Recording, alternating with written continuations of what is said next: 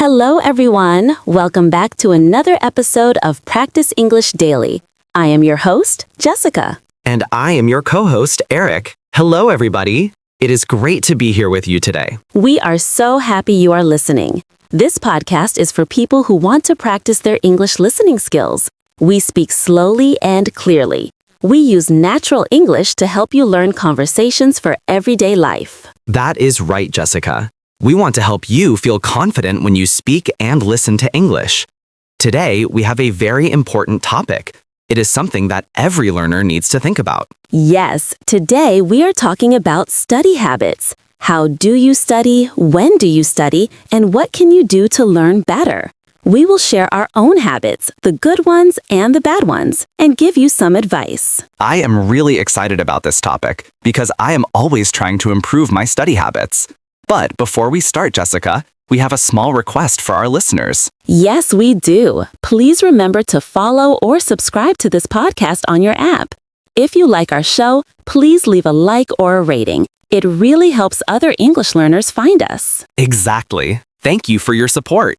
Now, Jessica, are you ready to talk about studying? I am ready. Let's begin. So, Eric, let's start with the time of day. When do you prefer to study? Are you a morning person or do you like the night? That is a good question. To be honest, I am definitely a night owl. A night owl. Can you explain what that means for our listeners? Sure. A night owl is someone who likes to stay up late. My brain feels more active at night. Usually, after dinner, around 8 p.m. or 9 p.m., I feel ready to focus. The house is quiet and I have energy. What about you, Jessica? Oh, we are total opposites. I am definitely a morning person. I cannot study at night. By 9 p.m., I am so sleepy. I prefer to study early in the morning, maybe around 7 a.m. Wow, 7 a.m. That is very early. It is, but my brain feels fresh. I have a cup of coffee, the sun is coming up, and I feel like I can learn anything. If I try to study at night, I read the same sentence 3 times and I don't understand it. I understand that. Sometimes, if I am tired from work, studying at night is hard. But generally, I feel more creative at night. I think everyone has a different body clock. I agree. It is important to know your own energy levels. If you are tired, you will not learn well. So listeners, try to study when you have the most energy. So Jessica, since you study in the morning, where do you usually study? Do you stay in your room? Actually, I like to change my location. Sometimes I study at my kitchen table, but I really love going to a cafe. A cafe? Is it not too noisy? Sometimes, but I like the smell of coffee and the background noise. It helps me focus. Also, I like going to the library. The library is perfect because it is very quiet. Seeing other people studying makes me want to study too. That makes sense. I am very different. I usually study at a desk in my bedroom. I have a big monitor and a comfortable chair. Is your desk organized or is it messy? Oh, Jessica, you know me. It is sometimes messy. I have papers, books, and coffee cups everywhere.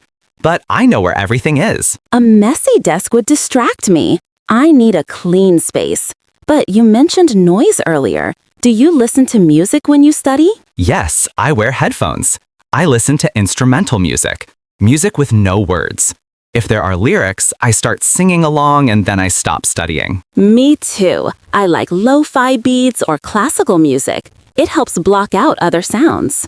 Okay, Eric, we talked about when and where. Now let's talk about how. What are your favorite techniques? Well, vocabulary is always a challenge for me, so I use flashcards. Do you use paper flashcards or an app? I use digital flashcards on my phone.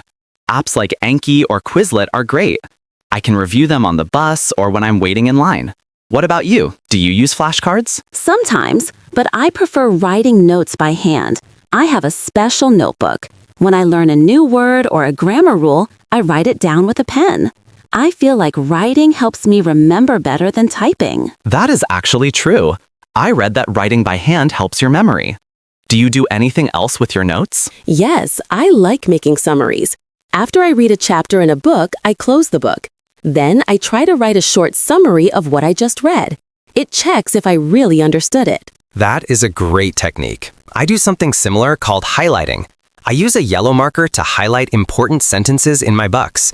But sometimes I highlight too much. The whole page becomes yellow.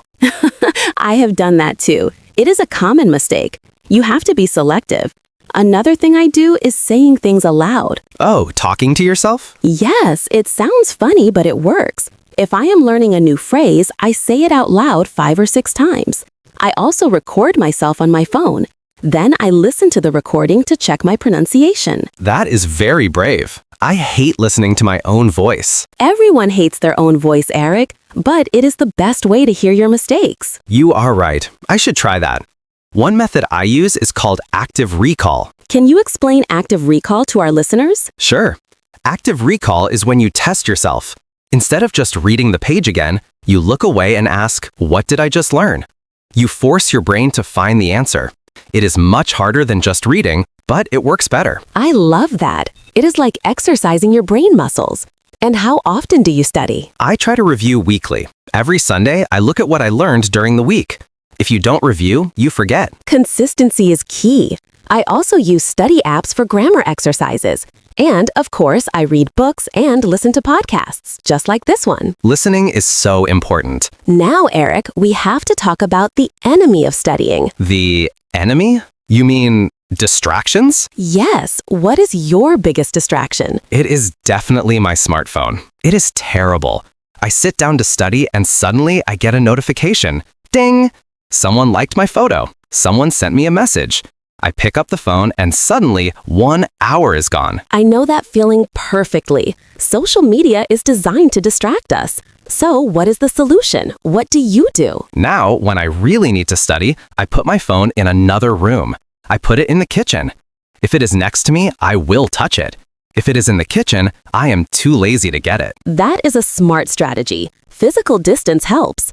I don't put it in another room, but I use the do not disturb mode. I turn off all notifications. No Instagram, no WhatsApp, no email. That is good discipline.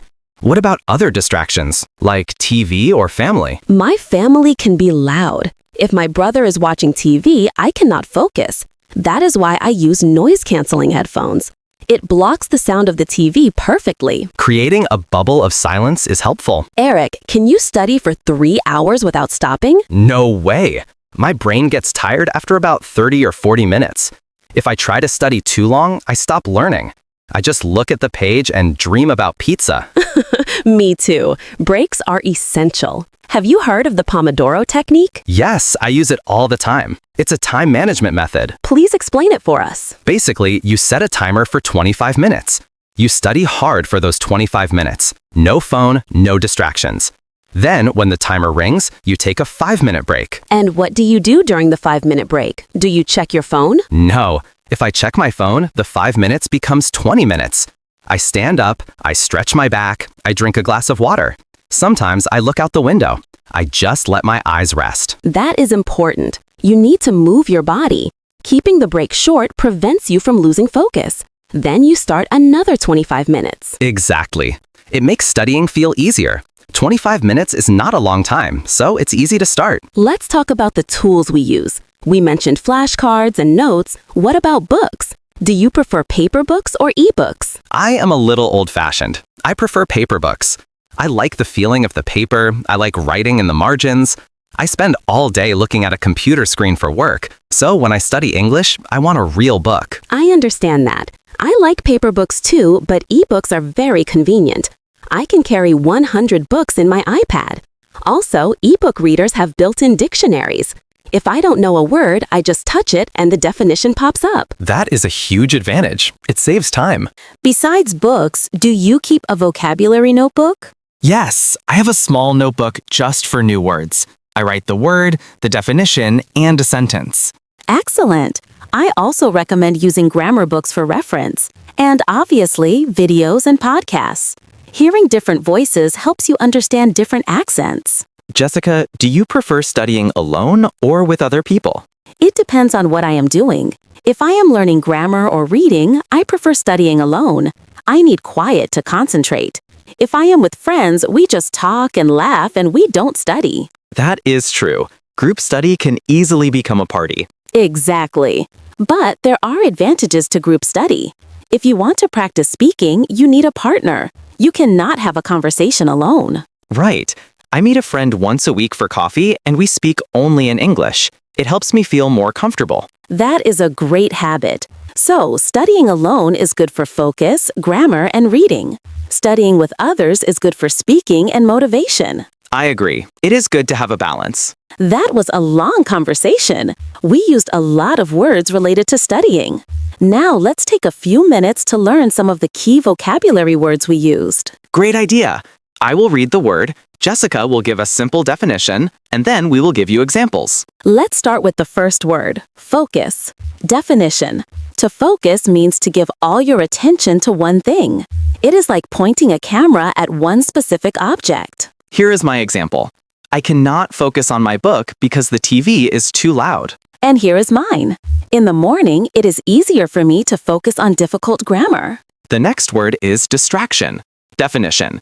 A distraction is something that takes your attention away from what you are doing.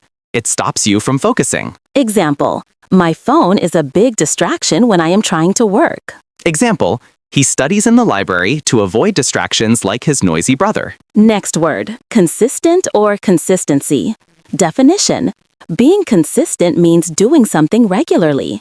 You do it the same way over time. You don't quit. Example. To learn English, you must be consistent and study every day. Example. She is not consistent with her exercise. She only goes to the gym once a month. The next word is technique. Definition. A technique is a specific way or method of doing something. Example. The Pomodoro technique helps me manage my time. Example. Using flashcards is a popular study technique for vocabulary. Our next word is review. Definition. To review means to look at or study something again to remember it better. Example. I need to review my notes before the test tomorrow. Example. Every weekend, I review the new words I learned. Next is memorize. Definition. To memorize means to learn something so well that you remember it perfectly without looking. Example. I need to memorize these 10 verbs for my class. Example. It is hard to memorize a phone number if you only hear it once. The next word is concentrate. Definition. This is very similar to focus. It means to think very hard about what you are doing. Example. Please be quiet. I am trying to concentrate on this math problem. Example. If I am tired, I cannot concentrate very well. And the last word is improve. Definition. To improve means to get better at something. Example. I listen to podcasts to improve my listening skills. Example. If you want to improve, you must practice every day. Now it is time for our question of the day. We want to hear from you, the listeners. Today's question is, what is your biggest challenge when you study? A challenge is something difficult. Studying is not always easy. We all have problems. Maybe your challenge is staying focused. Maybe your mind wanders. Or maybe it is finding time. You are busy with work or family. Perhaps you have trouble remembering things. You learn a word today and forget it tomorrow. Or maybe your challenge is avoiding the phone.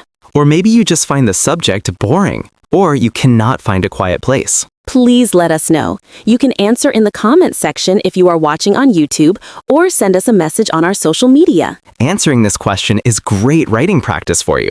Don't be shy. Tell us your problems. We can support each other. Well, Eric, we have covered a lot of information today. Let's do a quick recap of what we discussed. Sure. First, we talked about when to study. Jessica likes the morning because she is fresh, but I like the night because I am a night owl. You should choose the time that works for your body. Then we talked about where to study. It could be a bedroom, a library, or a cafe. The most important thing is that you feel comfortable and can focus. We discussed how to study. We mentioned techniques like flashcards, writing notes by hand, highlighting, recording yourself, and using active recall. We also talked about distractions, especially the phone. Turning off notifications or putting the phone in another room is very helpful. Don't forget about breaks. Use the Pomodoro technique. 25 minutes of work, 5 minutes of rest. It keeps your brain happy. We looked at study materials like paper books, apps, and vocabulary notebooks. And finally, we compared studying alone versus studying in a group. The most important lesson today is that everyone is different. My style is different from Jessica's style. You need to experiment. Try different techniques and see what helps you learn best. Exactly. And remember the word consistency. Studying for 20 minutes every day is better than studying for 5 hours once a month.